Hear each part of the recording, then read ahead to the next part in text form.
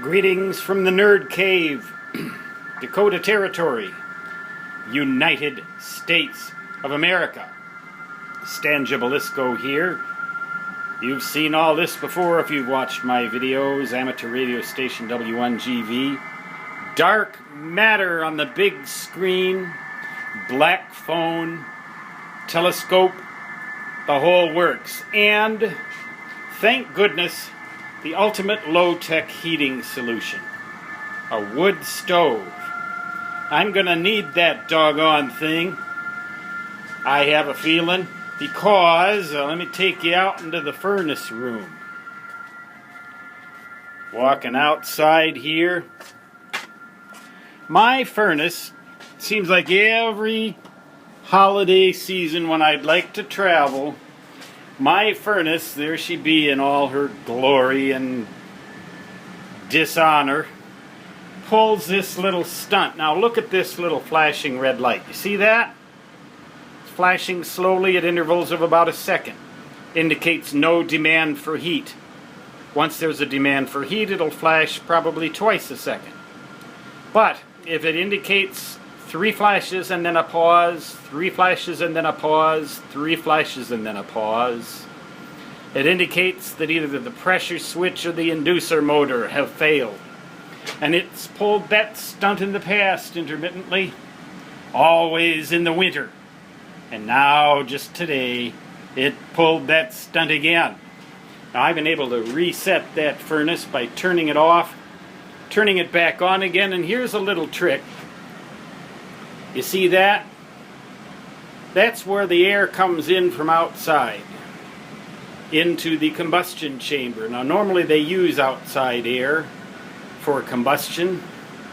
I'm not sure exactly why, but you can also use indoor air for combustion. It just reduces the efficiency a little bit. I think that's why.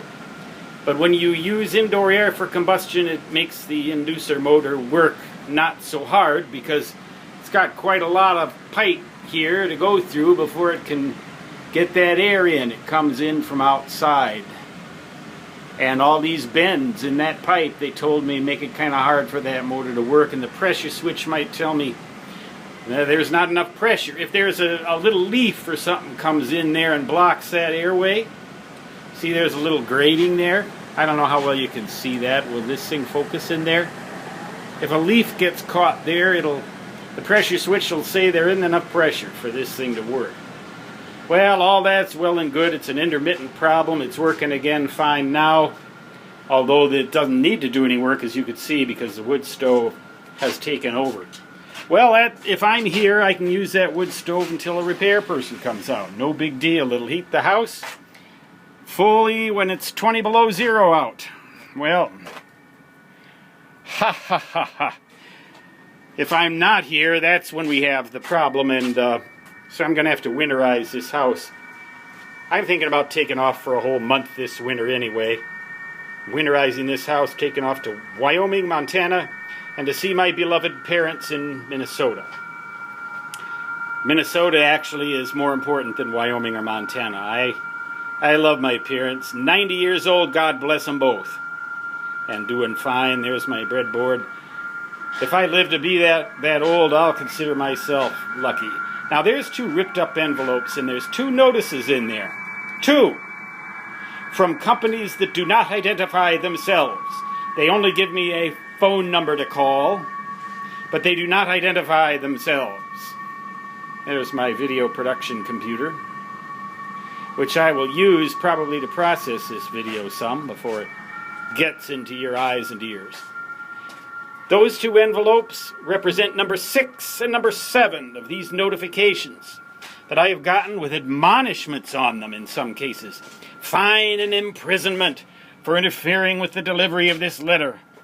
And little eagles and things like that showing through the window. You know, all that stuff looks like it came from the federal government. Well, it came from some bozos who will not even identify themselves, and they're telling me that my warranty on big number 8 is about to expire. Well, I got news for them. It expired yesterday. The warranty that the original owner had, 3-year warranty, expired yesterday. And people have found out that I bought this vehicle. And they've been sending me, they've been literally blitzing me with these letters telling me that I should sign up for their extended warranty service and giving me a number to call. But they never tell me where they are. They never tell me who they are. And I'm inclined to dismiss them all as scams. But that kind of pisses me off. I'm telling you, between the furnace and that kind of activity, I'm not exactly in a number 1A highfalutin hot mood right now, but there's big number 8 in all its glory. It says, if this thing breaks, I'm going to be responsible for paying for getting it fixed. Well, like, duh. Look, you take your chances. You lay down your money, you take your chances. One might argue whether I could afford this thing. This thing that a friend of mine called a monster truck. Look at those muds and studs. I'm not going to mess around with the winters here anymore. I'm not going to mess around with it. And I'd like to be able to travel in the winter some.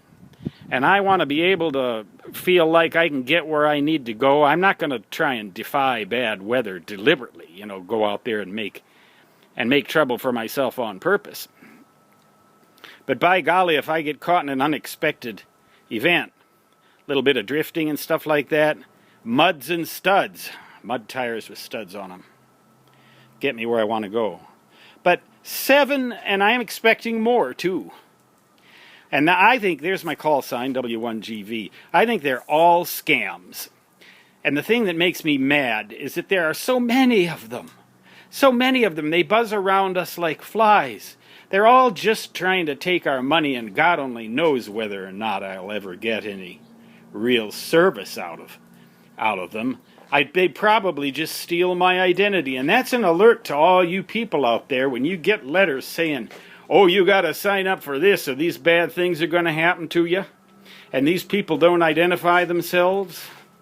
Do not, I repeat, do not fall for that BS. Instead, get your ham radio license, a big truck, a radio for the vehicle. I don't know if you can see the antenna on top of there. Can you see that? That's up pretty high because big number 8 is 7 foot tall. From the Black Hills of Dakota Territory, Stan Gibilisco, signing off until next time. So long.